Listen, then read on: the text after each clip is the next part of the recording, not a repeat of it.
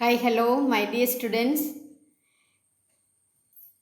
8ാം ക്ലാസ്സിലെ first time social science പരീക്ഷയുടെ answer key ആണ് നമ്മൾ അനലൈസ് ചെയ്യാൻ പോകുന്നത്. ഞാൻ Regina teacher. Welcome to social science tutor channel. ആദ്യമേ തന്നെ ഒരു കാര്യം നിങ്ങളോട് പറയാം. എന്തിനാണ് നമ്മൾ ഈ ആൻസർ കീ ഡിസ്കസ് ചെയ്യുന്നത്? എന്തിനാണ്? ഏറ്റവും പ്രധാനപ്പെട്ട കാര്യം, നമ്മൾ ഈ ആൻസേഴ്സ്, അതിൻ്റെ പാറ്റേൺ, എങ്ങനെയാണ് ആൻസർ എഴുതേണ്ടത്, കറക്റ്റായിട്ട് ആൻസർ എഴുതേണ്ടത് എങ്ങനെയാണ്. നിങ്ങൾ ആൻസർ എഴുതിയിട്ടുണ്ട്, നിങ്ങളുടെ പരീക്ഷ കഴിഞ്ഞതാണ്, ആൻസറുകൾ എഴുതിയിട്ടുണ്ട്. പക്ഷേ കറക്റ്റ് രീതി എന്താണ്, എങ്ങനെയാണ് നമ്മൾ ആൻസർ എഴുതേണ്ടതെന്ന് നിങ്ങൾ മനസ്സിലാക്കി വെച്ചാൽ ഇനി വരുന്ന പരീക്ഷകൾക്ക് നിങ്ങൾക്കത് പ്രയോജനപ്പെടും, ഉപകാരപ്പെടും. ഈ രീതിയിലാണ് നിങ്ങൾ ആൻസർ എഴുതേണ്ടത്. അപ്പോൾ ഓരോ ആൻസറും അതിൻ്റെ correct points, correct words, correct രീതി നമുക്ക് പഠിക്കാം. ഓക്കെ, അപ്പം നമുക്ക് തുടങ്ങാം. Answer the questions from 1 to 4. Each carries 1 score. First question: the hints of A revolt are given below. Identify the revolt, an armed rebellion against the British in 1899. This tribal revolt is known as ഉൽഗുലാൻ. അപ്പോൾ ഉൽഗുലാനെ പറ്റിയാണ് പറഞ്ഞിരിക്കുന്നത്. അതിൻ്റെ date തന്നിട്ടുണ്ട്, അതിൻ്റെ year തന്നിട്ടുണ്ട്, 1899. അപ്പോൾ നമുക്ക് തന്നിരിക്കുന്ന ആൻസേഴ്സിൽ മുണ്ട റിബല്യൻ, അതാണ് കറക്റ്റ് ആൻസർ. മുണ്ട റിബല്യൻ അത് ബി ആണ്. അപ്പോൾ നമ്മൾ എഴുതേണ്ടത് എങ്ങനെയാണ്? ബി എന്ന് മാത്രമല്ല നമ്മൾ എഴുതേണ്ടത്, B Munda rebellion. Okay, B Munda rebellion. Then question number 2: arrange the items in column B appropriate to column A and choose the correct combinations given in the option given below. അപ്പോൾ താഴെ തന്നിരിക്കുന്ന A B C D ഓപ്ഷൻസിൽ ഏതാണ് correct എന്ന് കണ്ടുപിടിക്കണം. അപ്പം നമുക്ക് David Ricardo, ഏതാണ് അദ്ദേഹത്തിൻ്റെ കറക്റ്റായിട്ട് ബി കോളത്തിൽ തന്നിരിക്കുന്നത്? Theory of rent. Then J A Schumpeter, അദ്ദേഹത്തിൻ്റെ കറക്റ്റ് എന്താണ്? Creative destruction. Then Dadabhai Naoroji, correct ഏതാണ്? Second one, the drain theory. Then Karl Marx, first one, theory of surplus value. ഇതെല്ലാം കറക്റ്റായിട്ട് വരുന്നത് നമ്മുടെ ഓപ്ഷൻ ഏതാണ്? C, A3, B4, C2, D1. Okay, അപ്പോൾ C എന്നിട്ട് അതിൻ്റെ നേരെ എഴുതുക, A3, B4, C2, D1. This is the correct way of writing the answer. Okay, അപ്പം നമ്മൾ ഈ കോളം എഴുതേണ്ട കാര്യമുണ്ടോ? No, nothing. നമ്മൾ എന്ത് മാത്രം എഴുതിയാൽ മതി? സി എന്നിട്ട് സിയുടെ കൂടെയുള്ള മറ്റ് കാര്യങ്ങളൂടി എഴുതുക. Okay, third question: statement 1. Following the winter solstice, the apparent movement of the sun from the tropic of Capricorn to the tropic of Cancer is known as ഉത്തരായനം. ഉത്തരായനം. Statement 2. Following the summer solstice, the apparent movement of sun from the tropic of Capricorn to the tropic of Cancer is known as ദക്ഷിണായനം. ഈ രണ്ട് സ്റ്റേറ്റ്മെൻറ്റിൽ ഏതാണ് correct എന്നായിരുന്നു question. Statement 1 only is correct. എന്താണ് അത്? The apparent movement of the sun from tropic of Capricorn to the tropic of Cancer is known as ഉത്തരായനം. Tropic of കാപ്രിക്കോണിൽ നിന്നും ട്രോപ്പിക് ഓഫ് ക്യാൻസറിലേക്കുള്ള ആ 6 month സണ്ണിൻ്റെ അപ്പാരൻ്റ് മൂവ്മെൻ്റ് ആണ് ഉത്തരായനം. ഉത്തരഭാഗത്തേക്ക് പോകുന്നു. ഉത്തരവെന്ന് പറഞ്ഞാൽ എന്താണ്? നോർത്ത്, അല്ലേ? Northward movement. രണ്ടാമത്തെ സ്റ്റേറ്റ്മെൻറ്റ് എന്തുകൊണ്ടാണ് തെറ്റാണെന്ന് പറയുന്നത്? The apparent movement of sun from tropic of Capricorn to tropic of Cancer is known as ദക്ഷിണായനം. അല്ലല്ലോ. അപ്പോൾ അതുകൊണ്ട് തന്നെ ഫസ്റ്റ് ക്വസ്റ്റ്യൻ മാത്രമേ ഉള്ളൂ, ഫസ്റ്റ് സ്റ്റേറ്റ്മെൻ്റ് ആണ് കറക്റ്റ്. അപ്പോൾ ബി ആണ് നമ്മുടെ answer. B statement 1 only is correct. അങ്ങനെ എഴുതുക, B. Then fourth question: identify the persons from the hints given below. Fought against child marriage, Arya Mahila Samaj was establish, Sharada Sadan was started for the rehabilitation of widows. ഇതാര് ചെയ്തതാണ്? A ഓപ്ഷനാണ് correct. A പണ്ഡിത Ramabai. Okay, അപ്പോൾ 4 questions ആണ് നമുക്ക്. 1 mark question, 1 score question. അതിൻ്റെ answer എന്ന് പറയുന്നത് ഏത് ഓപ്ഷനാണോ കറക്റ്റ് ആ ഓപ്ഷൻ മാത്രം എഴുതുന്നു. Okay, answer the questions from 5 to 7, score 2. അതിൻ്റെ ഇൻസ്ട്രക്ഷൻ എന്താണ്? In 2 or more sentences. 5th question, observe the world map and identify the lines of longitude marked as P. Explain the characteristics of this line. ഈ P എന്ന് mark ചെയ്തിരിക്കുന്ന longitude 180 degree ലോഞ്ചിറ്റ്യൂഡാണ്. അപ്പോൾ അതിനെപ്പറ്റിയാണ് നമ്മൾ answer എഴുതേണ്ടത്. 2 or 3 sentences. 2 or 3 sentences. 1. 180 longitude is considered as the international date line.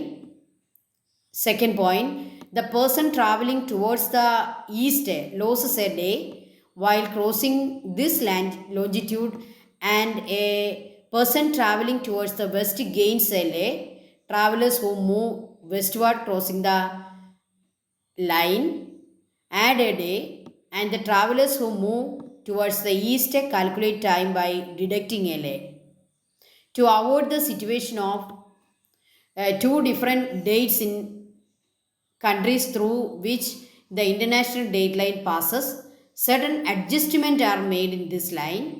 This is arranged to avoid populated land areas in the Pacific Ocean. Okay, ഇതൊരു paragraph പോലെയാണ് നമുക്ക് തന്നിരിക്കുന്നത്. പക്ഷേ ഞാൻ നിങ്ങളോട് പറയുന്നു, ഈ ഓരോ പാരഗ്രാഫിലെ ഓരോ സെൻറ്റൻസും നിങ്ങൾക്ക് പോയിൻറ്റ്സ് ആയിട്ട് 1 by 1 എഴുതാൻ പറ്റും. പോയിൻറ്റ്സ് ആയിട്ട് എഴുതാൻ പറ്റും. ഓക്കെ, ആ മെത്തേഡും വളരെ നല്ലതാണ്. ഇങ്ങനെ പാരഗ്രാഫ് എഴുതണമെന്നില്ല. നമ്മൾ 1 by 1 ഓരോ സെൻറ്റൻസും പോയിൻറ്റ്സ് ആക്കി എഴുതുക. ഓക്കെ, അതിനൊരു ബി ഓപ്ഷൻ ഉണ്ടായിരുന്നു. അതിൻ്റെ ആൻസറോട് നമുക്കൊന്ന് കണ്ടുപിടിക്കാം. Estimate the local time at 15 degree west and 15 degree east longitude when the Greenwich mean time is 8 AM. Greenwich time 8 AM എന്ന് തന്നിട്ടുണ്ട്. 15 degree വെസ്റ്റിലും 15 degree ഈസ്റ്റിലും ലോക്കൽ ടൈം എത്രയായിരിക്കും? നമുക്കറിയാം 15 degree means 1 hour difference. 1 hour difference. Then വെസ്റ്റിലേക്ക് പോകുമ്പോൾ 8 AM നിന്ന് ഇതെന്ത് ചെയ്യണം? 1 hour ഡിഡക്റ്റ് ചെയ്യണം. അപ്പോൾ വെസ്റ്റിലെ സമയം 7 AM, 1 മണിക്കൂർ ഡിഡക്റ്റ് ചെയ്തു. ഈസ്റ്റിൽ എന്ത് ചെയ്യണം? 8ൻ്റെ കൂടെ 1 hour കൂടി ആഡ് ചെയ്യണം. അപ്പോൾ എത്രയാണ്? ഈസ്റ്റിലെ സമയം 9 AM. Okay, 7 AM 9 AM. അപ്പോൾ അത്ര എഴുതുമ്പോൾ നമുക്ക് അതിൻ്റെ ആൻസറായി. അതിനൊരു എക്സ്പ്ലനേഷൻ്റെ ആവശ്യമില്ല. ഓക്കെ, അപ്പോൾ നിങ്ങൾക്ക് ഈ എയോ ബിയോ ഏത് വേണമെങ്കിലും സെലക്ട് ചെയ്യാം. ഏതെങ്കിലും ഒന്ന് മാത്രമാണ് നിങ്ങൾ എഴുതേണ്ടത്. എന്തുകൊണ്ടാണ് ടീച്ചർ 2ൻ്റെ ആൻസർ നിങ്ങൾക്ക് തരുന്നത്? 2ഉം എഴുതിയ കുട്ടികൾ കാണും. അപ്പോൾ അവർ 2 പേരും എന്താണ് ആൻസർ എന്ന് മനസ്സിലാക്കാൻ വേണ്ടിയാണ് ഞാനിത് 2ഉം തന്നിരിക്കുന്നത്. നിങ്ങൾ ആൻസർ പേപ്പറിലേക്ക് എഴുതുമ്പോൾ only 1, ഏതെങ്കിലും ഒന്നാണ് എഴുതേണ്ടത്. എ ആണ് നിങ്ങൾ എഴുതുന്നതെങ്കിൽ നിങ്ങൾ എങ്ങനെയായിരിക്കണം ക്വസ്റ്റ്യൻ നമ്പർ ഇടേണ്ടത്? 5A. ബി ആണ് നിങ്ങൾ എഴുതുന്നതെങ്കിൽ നിങ്ങൾ എങ്ങനെ ക്വസ്റ്റ്യൻ നമ്പർ ഇടണം? 5B. Okay, 6th question, complete the flow chart related to the timeline of fundamental rights. Fundamental റൈറ്റ്സിൻ്റെ ഒരു ടൈം ലൈനാണ് തന്നിരിക്കുക. അത് 2 കാര്യങ്ങൾ കംപ്ലീറ്റ് ചെയ്യാനാണ് പറയുക.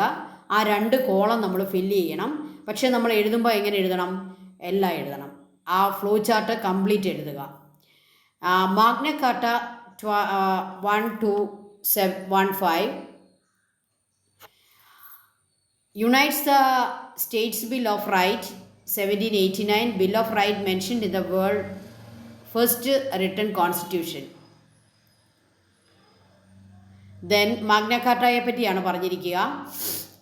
United States bill of rights 1789, bill of rights mentioned in the world's first written constitution. Declaration of Human Rights after the French Revolution, Declaration of Rights of Man and the Citizen.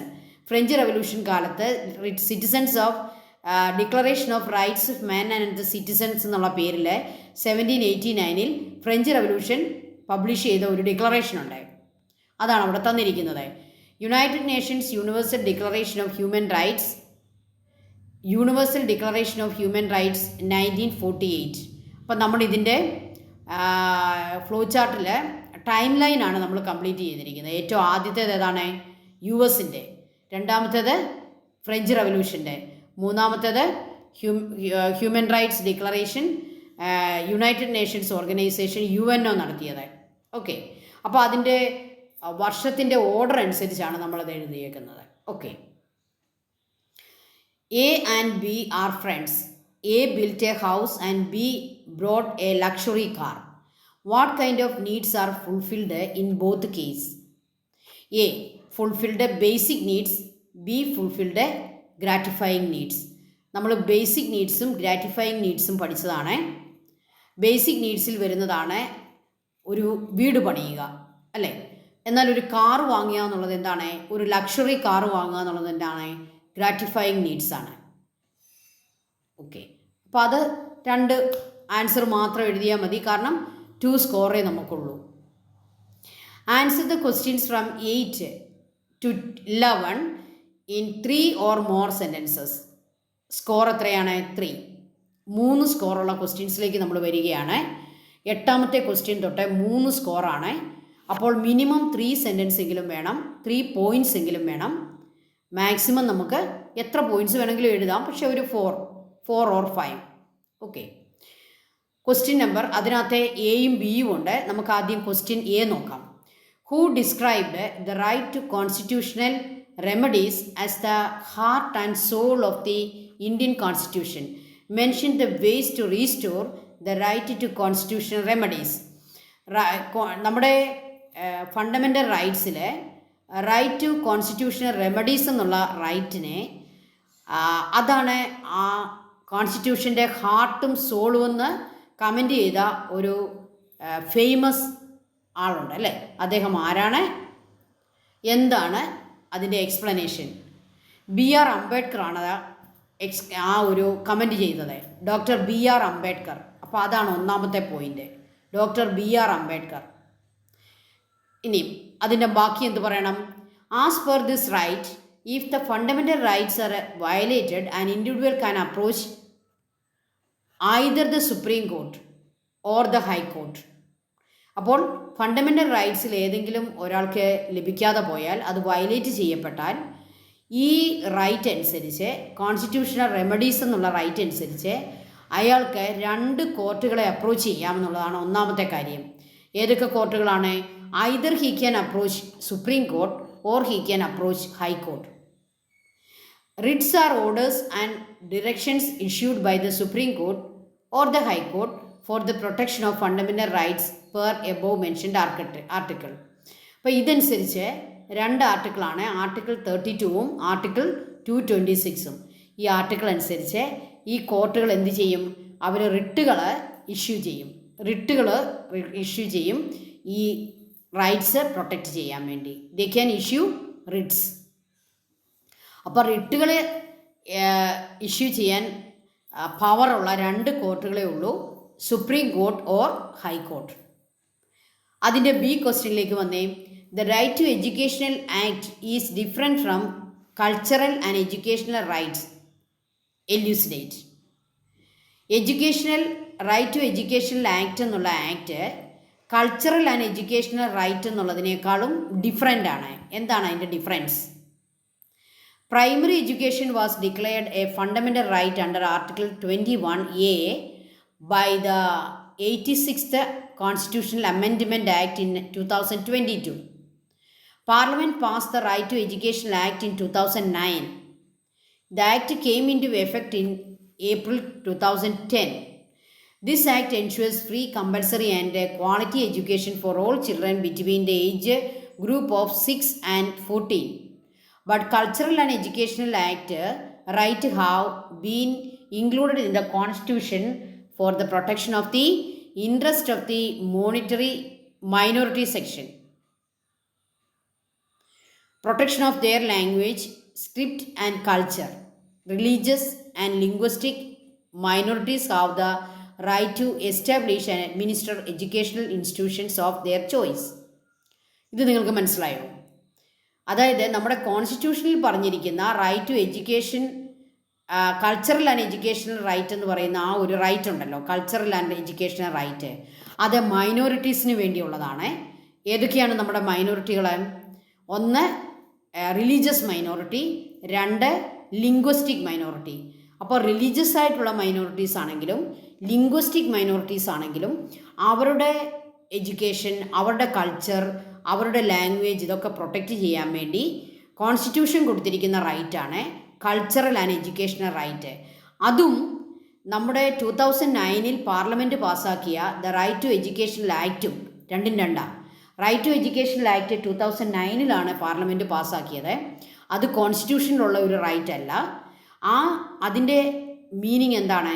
ഈ right to educational ആക്ടിൻ്റെ എല്ലാവർക്കും 6 years തൊട്ട് 14 years വരെയുള്ള എല്ലാ കുട്ടികൾക്കും നിർബന്ധമായിട്ടും education കൊടുക്കണം എന്ന ഒരു നിയമം കൊണ്ടുവന്നേക്കുന്നതാണ് ഈ പറയുന്ന 2009 right to educational act.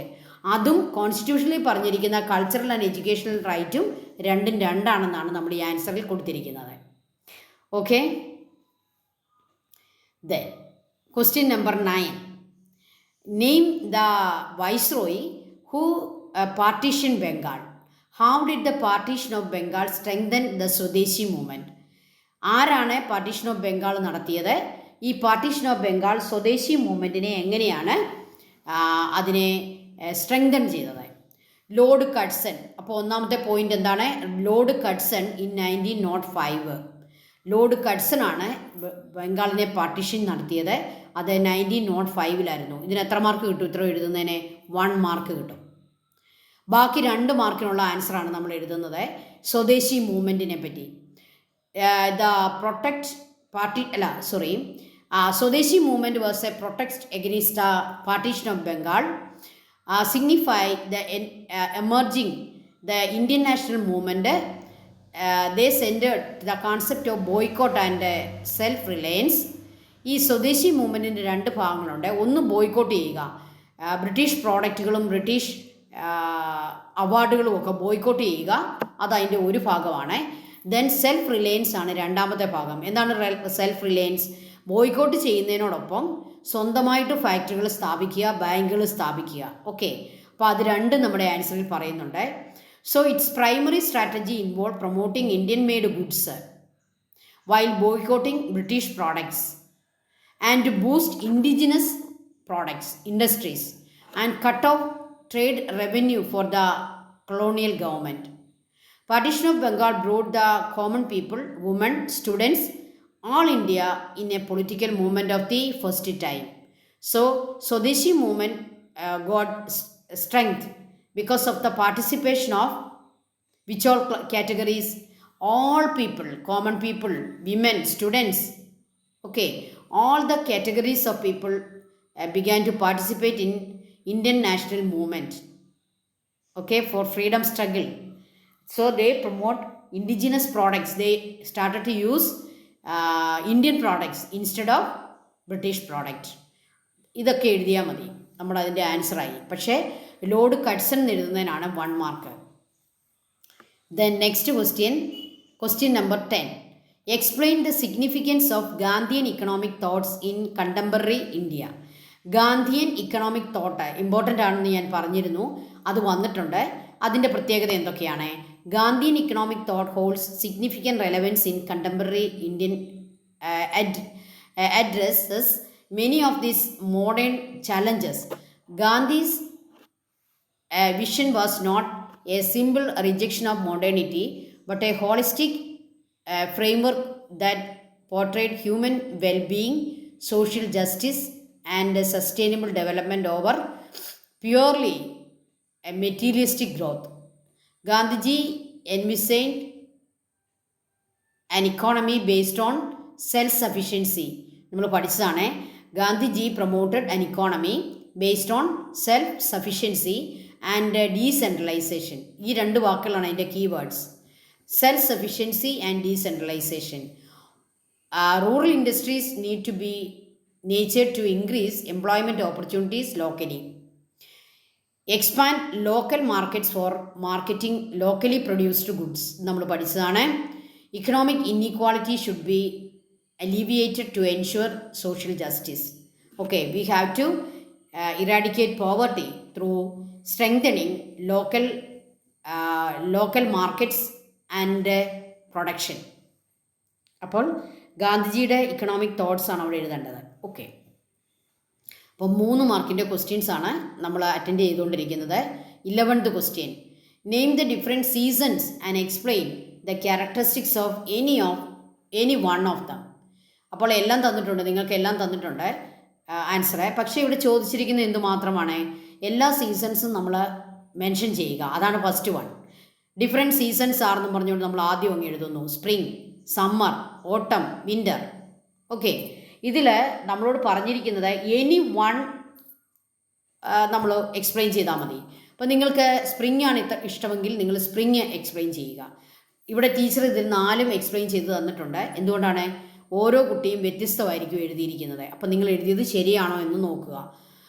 Spring എഴുതിയ കുട്ടികൾ എന്തൊക്കെ എഴുതണം? Plants bloom and produce fruits during this period. Duration of day time gradually increases. Spring സീസണിൽ ഡേ ടൈം ഇൻക്രീസ് ചെയ്യുന്നു. ചെടികളൊക്കെ ഫ്രൂട്ട്സും ഫ്ലവേഴ്സും ഒക്കെ ഉണ്ടാകുന്നു. സമ്മറിൻ്റെ പ്രത്യേകത എന്താണ്? High atmospheric temperature, longer days. Okay, autumn season trees shed their leaves, then during this period day time decreases. Winter low atmospheric temperature, snowfall, generally longer നൈറ്റാണ് കൂടുതൽ വിൻ്ററിൽ. ഇതിലേതെങ്കിലും ഒന്ന് എഴുതിയാൽ മതി കേട്ടോ, ഏതെങ്കിലും ഒന്ന്. അടുത്തത് നമ്മൾ 4th മാർക്കിൻ്റെ ക്വസ്റ്റ്യൻസിലേക്കാണ്. സ്കോർ 4 ഉള്ള ക്വസ്റ്റ്യൻസിലേക്കാണ് നമ്മൾ ഇനി കയറാൻ പോകുന്നത്. അതിൻ്റെ ഇൻസ്ട്രക്ഷൻ എന്താണെന്ന് നോക്കിയേ. In 4 or more sentences, minimum 4 sentence എങ്കിലും വേണം. മോർ സെൻറ്റൻസസ് നിങ്ങളുടെ ഓപ്ഷനാണ്. നിങ്ങൾക്ക് ഇഷ്ടമുണ്ടെങ്കിൽ മോർ സെൻറ്റൻസസും നിങ്ങൾക്ക് എഴുതാം. ഓക്കെ, അപ്പോൾ 12th മുതലുള്ള ക്വസ്റ്റ്യൻസ് 4 മാർക്ക് ക്വസ്റ്റ്യൻസ് ആണ്. നെക്സ്റ്റ് വീഡിയോയിൽ നമുക്ക് 4 മാർക്ക് ക്വസ്റ്റ്യൻസിൻ്റെ ആൻസേഴ്സ് കാണാം. Okay students, thank you so much. May God bless you all.